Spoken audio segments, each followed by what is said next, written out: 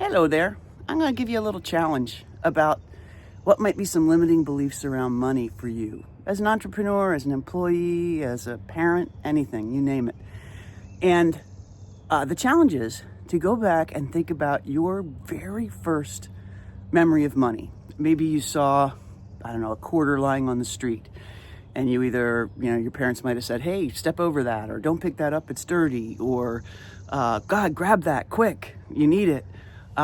Maybe it's around not being able to afford something you wanted. Maybe it's around money lying around everywhere and nobody really thinking about it. But go back as far as you can in your memory. And when you think you've gone back as far as you can, pause, take a couple deep breaths, and see if you can go back any further to remember your very first money experience. And I'm going to tell you a little story. Mine ended up being a really big driver for an incredibly limiting belief. And I've told this story before by typing it, but I haven't told it on video yet. And so when I was a little kid, I was a thief. I hate to admit it, but I was. Tell you how old I am here, but from like 1970 to 74, let's say 4 years of thievery. And I just go around and grab whatever money was lying around, or if there was a wallet lying around, I thought, oh, well, that must be for me, and I'd grab it. Clearly, I did not believe my allowance was enough and I was entitled, or some sort of weird rationalization.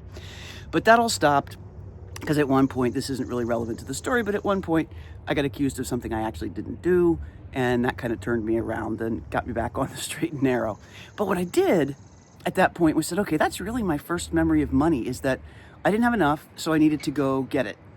And then I learned that doing it the way I was doing it was bad. So I associated getting money from others, because of the way I chose to do it, as bad.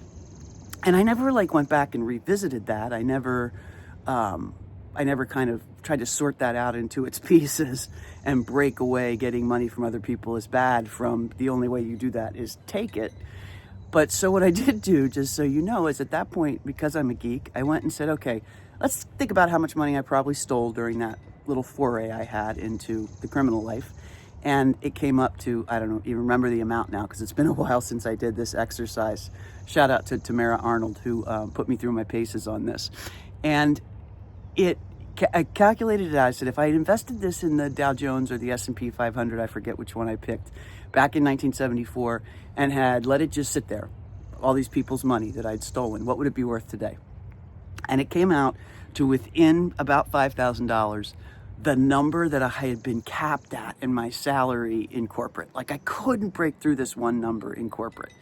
And I never knew why. I never thought about it really until I saw this clear as day. And so what I did was I went out and I apologized, just in general, to a bunch of people that I knew I had stolen from. And with the exception of one sister who said, oh, you can pay me back now in today's dollars. I got a lot of feedback kids do that kind of thing. I did that when I was a kid. You name it, those sorts of things. So once I let that go, I realized, and all of a sudden that limit disappeared. I was in my own business started coming, and that limit was just so far gone and blown away that it made very clear to me that limiting beliefs work to hold down our potential. So I just wanted to share that story and ask you if you can think of your very first interaction with money to just drop in the comments what it was, or shoot me a DM if it's too personal. I'm really curious because I think this is something that could break a lot of entrepreneurs free, and just wanted to share on it. So I hope you guys have a great day.